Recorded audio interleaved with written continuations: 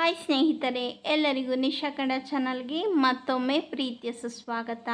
ಇವತ್ತಿನ ವಿಡಿಯೋದಲ್ಲಿ ವಿದ್ಯಾರ್ಥಿಗಳಿಗೆ ಬೀಳ್ಕೊಡುಗೆ ಸಮಾರಂಭದ ಬಗ್ಗೆ ಪುಟ್ಟ ಭಾಷಣ ಯಾವ ರೀತಿ ಹೇಳೋದು ಅಂತ ಈ ವಿಡಿಯೋದಲ್ಲಿ ತಿಳಿಸ್ಕೊಡ್ತಾ ಇದ್ದೀನಿ.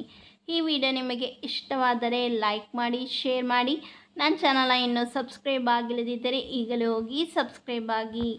ಗುರು ಬ್ರಹ್ಮ ಗುರು ವಿಷ್ಣು ಗುರುದೇವೋ ಮಹೇಶ್ವರ ಗುರು ಸಾಕ್ಷಾತ್ ಪರಬ್ರಹ್ಮ ತಸ್ಮೈ ಶ್ರೀ ಗುರುವೇ ನಮಃ. ಗೌರವಾನ್ವಿತ ಮುಖ್ಯೋಪಾಧ್ಯಾಯರೇ, ಪ್ರೀತಿಯ ಶಿಕ್ಷಕರೇ, ಕಿರಿಯರೇ ಹಾಗೂ ನನ್ನ ಕಣ್ಮಣಿಯ ಸ್ನೇಹಿತ ಬಳಗವೇ, ಎಲ್ಲರಿಗೂ ಶುಭೋದಯ. ನಾನು 10ನೇ ತರಗತಿ ವಿದ್ಯಾರ್ಥಿ ರಾಜು. ಈ ಸುಂದರ ಸಂದರ್ಭದಲ್ಲಿ ನನ್ನ ಈ ಶಾಲೆಯ ಒಟ್ಟು ಅನುಭವಗಳನ್ನು ನಿಮ್ಮೊಂದಿಗೆ ಹಂಚಿಕೊಳ್ಳಲು ಬಯಸುತ್ತೇನೆ. ಅಂತಿಮವಾಗಿ ನಮಗಾಗಿ ಬೀಳ್ಕೊಡುಗೆ ಸಮಾರಂಭ ಏರ್ಪಡಿಸಿದ್ದೀರಿ.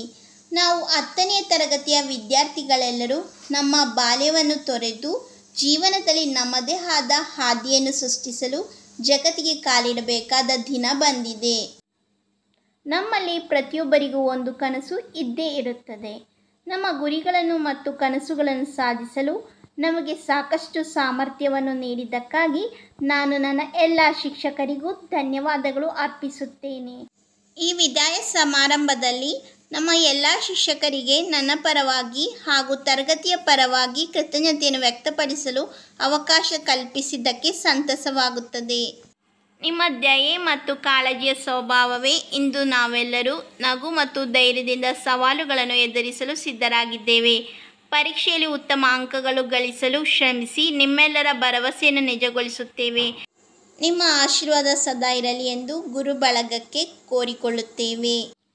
ನಾನು ಕೂಡ ಈ ಒಂದು ಶಾಲೆಗೆ ಕೃತಜ್ಞನಾಗಿದ್ದೇನೆ. ಇಂತಹ ಅದ್ಭುತ ಶಾಲೆಯಲ್ಲಿ ನನ್ನನ್ನು ಸೇರಿಸಿಕೊಂಡ ಆಡಳಿತ ಮಂಡಳಿಗೂ ಸೇರಿಸಿದ ಪೋಷಕರಿಗೂ ನನಗೆ ವಿದ್ಯೆಯನ್ನು ಕಲಿಸಿದ ಪ್ರತಿಭಾವಂತ ಶಿಕ್ಷಕರಿಗೂ ನನ್ನ ತರಗತಿಯ ಸ್ನೇಹಿತರಿಗೂ ಎಲ್ಲರಿಗೂ ಧನ್ಯವಾದಗಳು ಅರ್ಪಿಸುತ್ತೇನೆ.